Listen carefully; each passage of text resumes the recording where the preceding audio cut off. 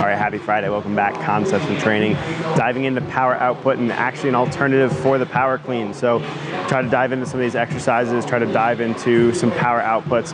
Everybody really likes the power clean. We're gonna show you just two things that people really like about the power clean, because one, we're gonna get in a position here where the bar, a lot of times people like this position, especially strength coaches do, because this, or football coaches do moreover, because this kind of looks like a starting lineman position.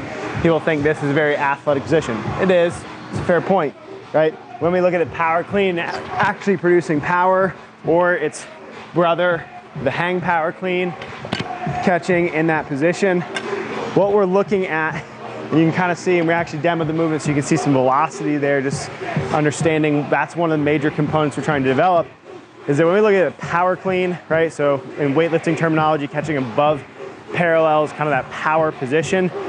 When we look at the power clean, when we look at the use of this in a program, we're a lot of times trying to develop maximum power output.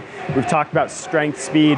It's one of those movements that we can either develop speed strength with, depending on the percentage and the velocity of it, or we can start to develop strength speed, depending on the load, depending on the velocity. So the problem with this is this movement, right? And I'm not saying a huge problem, but the difficulty is that there's a skill level barrier to entry, right? Getting in a position down on the floor where you've got a bar that is in front of your knees and you've got to get around your legs. Well, a lot of people either like to shoot their butt up and pull themselves out of position, or they start to arch. Didn't see that there, whoop, but they start to arch their back and they start to get in this position.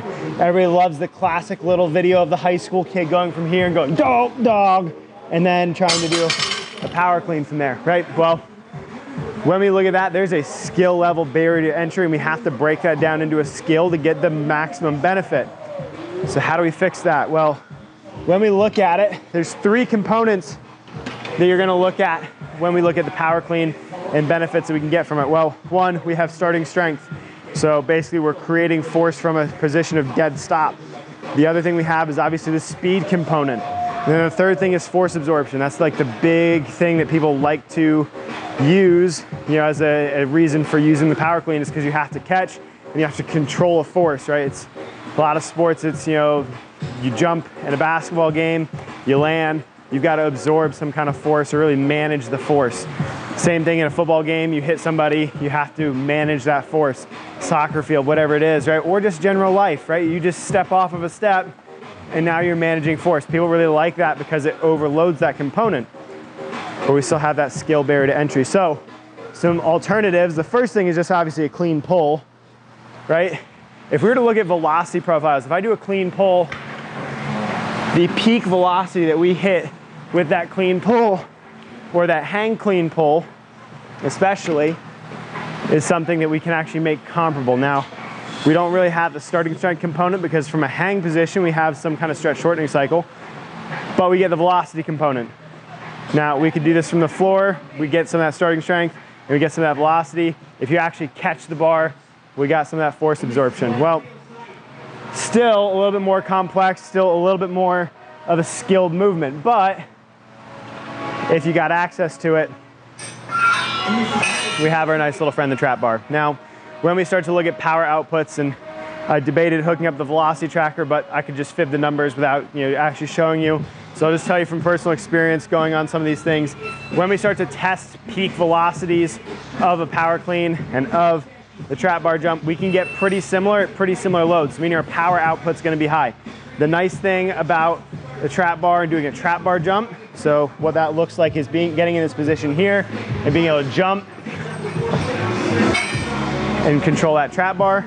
Oop, focus back in camera, there we go, right? So when we start to look at that trap bar jump, all of a sudden what we start to see is that we're getting that starting strength, we're getting that velocity, right? We notice the peak velocity of that barbell is gonna move very similarly, and then we're also gonna get the force absorption, or kind of that collision management, if you take a Darien bar's term for it. What we're trying to get out of this, when we start to look at, right, and my camera's having a little bit of a hard time today, but when we start to look at that movement, right, we're still in a very similar position. We can actually turn those handles over. We can still turn that bar over and have this moment where we get in the almost exact same position. The thing is, now we're just on the outside of the foot, so now we're able to get in that position a little bit easier. We're able to use the quads a little bit easier, but we don't have the skill of having to pull that bar around our knees to get into that position. So it's actually a little bit more natural for a lot of athletes, because when you're on the field, you're not having to move something around your knees. You're not having to move the body around something necessarily to get in that good position. So when we look at power, we don't always have to use the power clean, right? We can take that trap bar and we can get in that position and we can just start, jump, and land, right? And then we can reset. Jump, land.